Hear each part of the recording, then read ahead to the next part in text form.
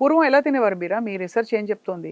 తెలుగింటి భోజనం ఎలా ఉండేది? తెలుగింటి భోజనం అదే ఎప్పుడు ఆదరవులు ఉండేది. ఎప్పుడు నాకు తెలిసి నేను అంటే అబండెన్స్ ఉన్న అంటే ఇప్పుడు కోస్తా జిల్లాలు కావచ్చు, కోనసీమ కావచ్చు.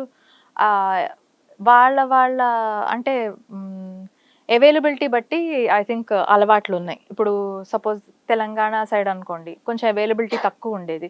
సో, వాళ్ళ స్పైసెస్ గానీ, వాళ్ళు వాడే మసాలాలు గానీ సింప్లర్ ఉండేవి.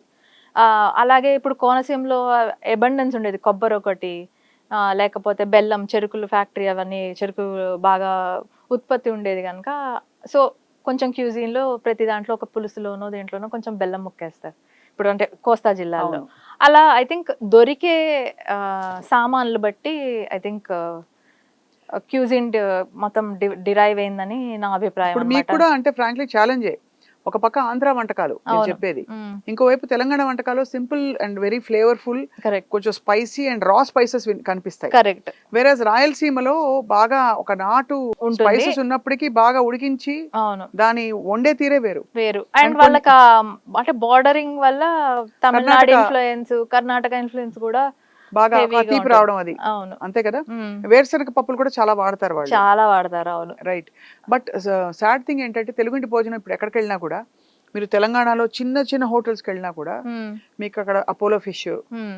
ఇంకేదో అవి ఇవి దొరుకుతాయి తప్ప, మీరు అడిగితే కూడా చాలా సార్లు దొరకవు. ఏంటి మామూలు పప్పు, అన్నం, పచ్చి పులుసు హ్మ్. దొరుకుతాయా ఇవి అంటే వాళ్ళు ఒకలా చూస్తారు ఏంటిది అని.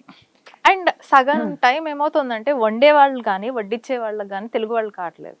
అంటే గ్లోబలైజేషన్ అందరూ గూడా బతుకు తెరువు కోసం మైగ్రేట్ అవుతున్నారు. అండ్ అది ఇనెవిటబుల్ ఐ థింక్ మన జనరేషన్‌కి. బట్ కొంచెం ఎఫర్ట్ పెట్టి వేరే ప్లేస్ నుంచి వచ్చినా గూడా నేర్చుకుని, దాని గురించి తెలుసుకుని వండినా, వడ్డిచ్చినా I think it will make a huge difference to the customer అనిపిస్తుంది. ఇప్పుడు మోస్ట్ ప్లేసెస్‌లో ఎంత డబ్బులు పెట్టినా గూడా అది ఒకటి నాకు అనిపించిందనమాట. వాళ్ళు ఏం సజెస్ట్ చేస్తున్నారో గూడా తెలియట్లేదు. అవును. And that's very sad. So మీరు మీ చేతిలో నూనె, ఉప్పు, కారం పడుతుందా? తక్కువ. తక్కువ. అంటే మీరు తక్కువ. కొంచెం మైల్డ్‌గానే చేయడం. అలవాటు. అంటే మొదటి నుంచి కొంచెం మైల్డ్‌గా తినడం అలవాటు. ఇంట్లో గూడా ఎప్పుడు తక్కువ నూనెతోనే అంటే ఎక్కువ పోపు కూరలు లేకపోతే మగ్గించి జేయడం.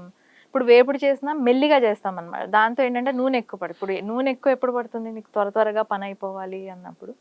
అలా కొన్నిటికి తప్పదు. ఇప్పుడు ఏ వంకాయ కూరో చేస్తున్నప్పుడు దాంట్లో నూనె పడాలి. అది బాగా మసాలా అవి బట్ తక్కువ ఇంగ్రీడియెంట్స్ ఉన్నప్పుడు అంత నూనె కానీ, ఇది గాని అవసరం పడదని నా అభిప్రాయం.